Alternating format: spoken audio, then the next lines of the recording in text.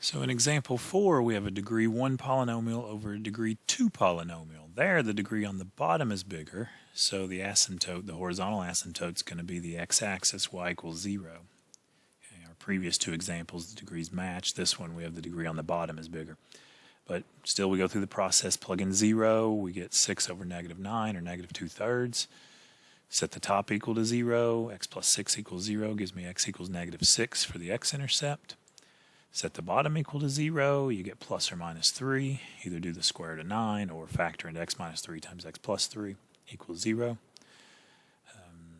So there's your vertical asymptotes. Again, your horizontal asymptote is going to be y equals 0 because the degree on the bottom is bigger. So you could fill in all that information here. I have the calculator picture first. X plus 6 divided by x squared minus 9 looks like that. Kind of looks like a little sad face if you look at it the right way. There, I picked a window.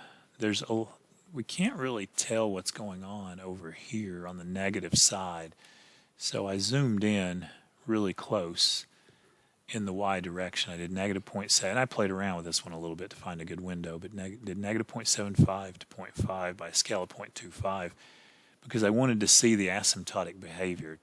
It has an x-intercept at negative 6, the scale, I've zoomed out some now, at negative 6, and so it either has to go up and come back down toward the axis, or it has to go under and come back up toward the axis, and it turns out it goes under and comes back toward the axis. Okay? So you can draw that picture in whatever scale you want at the end there. But here's this picture. We have vertical asymptotes at plus or minus 3. We have a horizontal asymptote on the axis. I don't draw an extra dotted line when it's on the axis. We have our y-intercept at negative 2/3 and our x-intercept at negative 6. And then if we draw it in, again, it's going to approach the asymptotes, the vertical and the horizontal asymptote.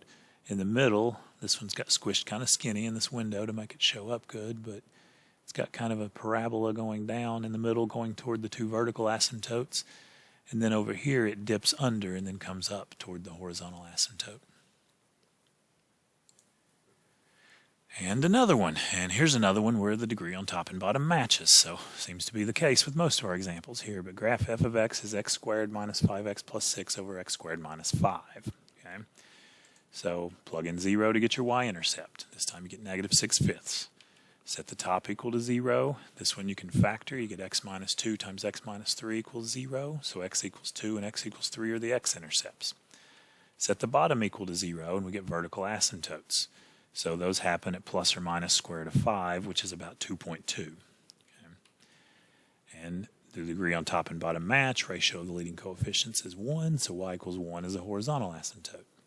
And I graph that one on my calculator and get this picture. There's a lot going on between, we have a vertical asymptote at 2.2, and there's a lot going on really fast in there. The x-intercepts are at 2 and 3, and there's a vertical asymptote in between. So I kind of zoomed in a little bit in this picture. So we have vertical asymptotes at negative 2.2 and 2.2, a horizontal asymptote at 1. We had our y-intercept at negative 6/5, x-intercepts at 2 and 3. And you can see the asymptotic behavior from the picture there. It's going to approach your horizontal and vertical asymptote over on the left side. Has sort of a cubic shape that shoots off very quickly toward infinity when it gets just past 2. And then it approaches the horizontal asymptote and shoots off toward negative infinity very quickly as you approach the square root of 5 from the positive side. Okay, and then the last topic for this section are the slant asymptotes. So when the degree on top is bigger, there's no horizontal asymptote, but if it's exactly one more than the degree of the bottom, you still get a line that's an asymptote, and we call it a slant asymptote. And it works out that the slant asymptote is going to be the quotient when you divide. Okay? Because when you divide out, the remainder part as x goes to infinity would go towards 0, and you would just be left with the quotient. So the slant asymptote would be your quotient when you divide if the degree on top is one more than the degree on the bottom. And I'll show you by example here. So graph f of x equals x squared minus 6x plus 8 divided by x minus 5. So there's no horizontal asymptote because the degree on the top is bigger. It's going to go off toward infinity or negative infinity on the ends of the graph. But plug in 0. Your y-intercept is negative 8/5. Set the top equal to 0. You get x squared minus 6x plus 8 equals 0. We'll factor into x minus 2 times x minus 4. So whatever type of polynomial, that's why we went through 2 whole sections of how to find the zeros of polynomials. That's going to help us find the x-intercepts here of rational functions as well.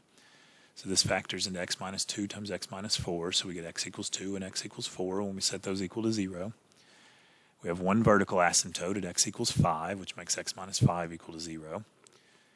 No horizontal asymptote, but we do have a slant asymptote. Okay, the degree on top is 1 more than the degree on the bottom, degree 2 over degree 1. So we have a slant asymptote, no horizontal asymptote, and it will be the quotient when we divide. You could do synthetic division or long division, and I did long division here. We can do synthetic since we're dividing by x minus 5 if we wanted to. And we don't even need the remainder, we just need the quotient. Okay? So I'm going to divide x into x squared, and I get x. X squared divided by x is x.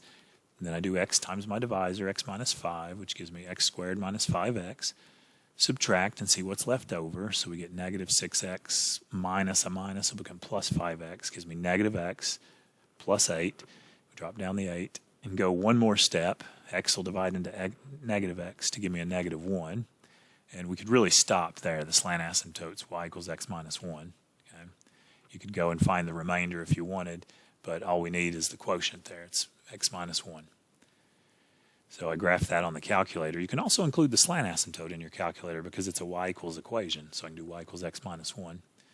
And we see that it looks something like that. Okay? So we draw all of our points in our asymptotes. We have a vertical asymptote at 5. You have a slant asymptote, which is a straight line that we can draw. Has a slope of 1, a y-intercept of negative 1. Fill in the points we know. We have x-intercepts at 2 and 4. The y-intercept at negative 8/5.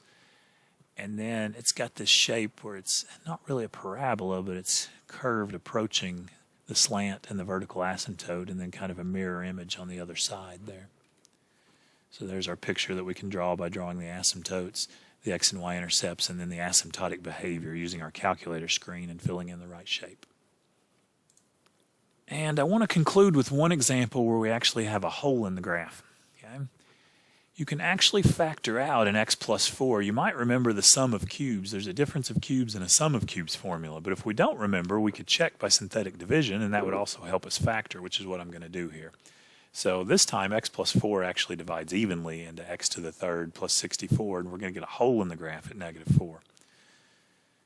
So I'm going to set up and do synthetic division. So this function is not written in lowest terms. The top factors is a sum of cubes, and we can see this by division. So we're going to divide by x plus 4, so I start with a negative 4. I list my coefficients, which would be 1x cubed, 0x squared, 0x, and 64. Now those two zeros are really important. I got to keep everything lined up. And then I do synthetic division. I drop the 1 and then multiply. 1 times negative 4 is negative 4. Add the column, I get negative 4. Multiply times the negative 4, I get 16. Add the column, I get 16. Times negative 4 is negative 64. Add the column, it divides evenly. We get a remainder of 0. We've also found the other factor. Okay? So x cubed plus 64 factors into x plus 4 times x squared minus 4x plus 16. Okay?